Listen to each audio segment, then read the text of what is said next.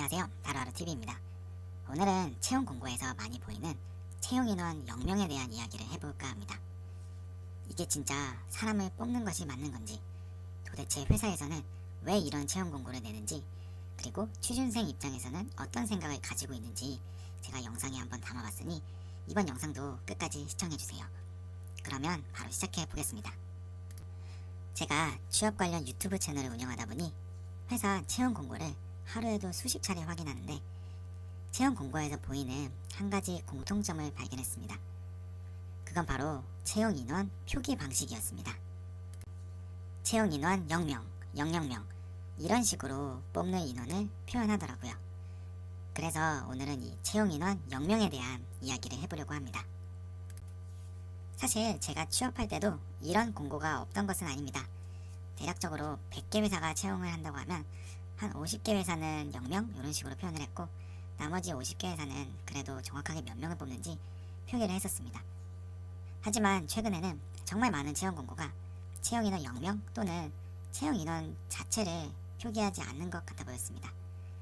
아니, 도대체 왜 회사가 몇 명을 뽑는지를 정확히 나타내지 않는 걸까요? 저는 취준생의 입장, 회사 인사 담당자의 입장, 이 두 입장을 모두 겪어보았기 때문에 두 가지 시각에서 제가 한번 이야기를 해보겠습니다. 먼저 회사에 채용 인원이 0명이라고 해서 진짜 사람을 아무도 안 뽑는다는 의미는 아닙니다. 이건 뭐 여러분들도 잘 알고 계시겠죠. 회사는 절대 시간과 돈을 낭비하는 허튼 짓은 하지 않습니다. 그리고 회사에서는 항상 일할 인력이 모자라기에 어느 정도 조건만 부합한다면 채용을 할 것이기 때문입니다. 그러면 회사 입장에서 바라본 0명에 대한 이야기를 해드릴게요. 일단 제가 설명을 드리자면 채용 인원 0명이란 이 표기 방식은 회사 입장에서 진짜 괜찮은 표기 방법 중에 하나입니다. 왜냐하면 채용 절차에서 회사가 좀 더 우위적인 위치에 설 수 있으며 채용과 관련하여 무슨 문제가 생기는 것을 사전에 방지할 수 있기 때문입니다. 예를 들어 만약 채용 공고에 명확하게 5명을 뽑습니다 라고 명시를 했다고 한다면 인터넷 특성상 이 공고를 다시 수정하기란 정말 쉽지 않습니다.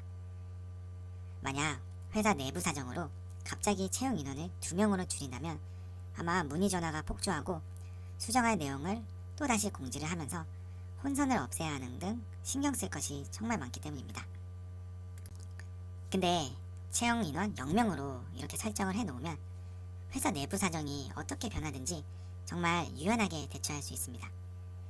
지원자 중에 마음에 드는 지원자가 채용 인원보다 적으면 적게 뽑을 수 있고, 마음에 드는 지원자가 생각보다 채용 인원보다 많이 지원했다면 많게 뽑을 수가 있는 것이죠.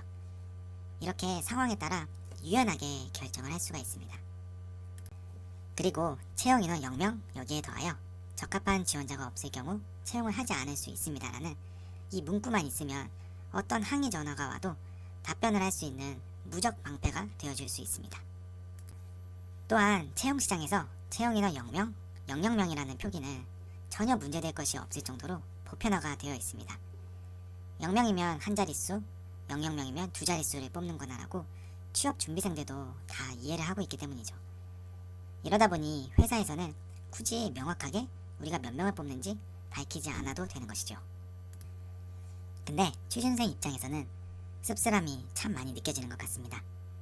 제가 채용 공고에서 가장 이해가 안 가는 것이 두 가지 있는데, 그건 바로 채용 인원 0명, 그리고 급여는 회사 내규에 따름 이 두 가지입니다.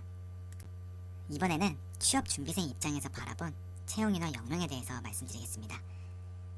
경제학에서는 언제나 자유 경쟁 시장을 이상적인 시장으로 보고 있습니다.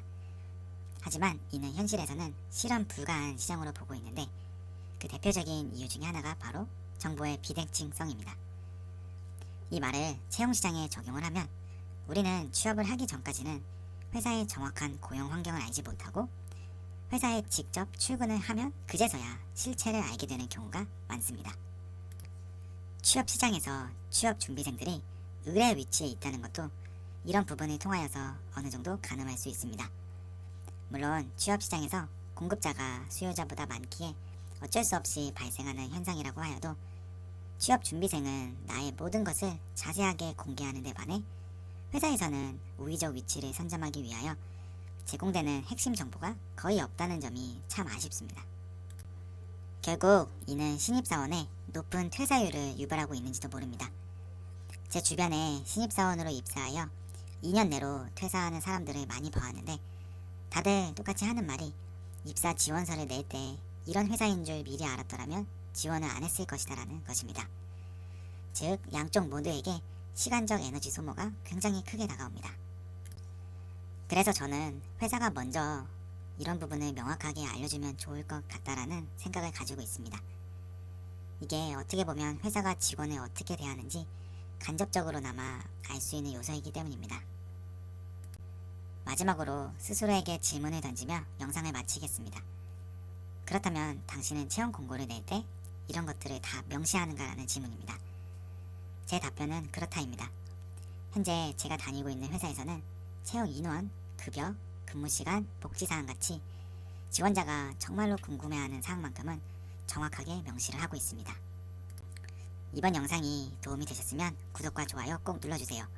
그리고 제 채널에 올라와 있는 취업 준비 영상들과 매주 업데이트되는 대학교 교직원 위클리 채용 정보도 놓치지 않으시기를 바라겠습니다. 감사합니다.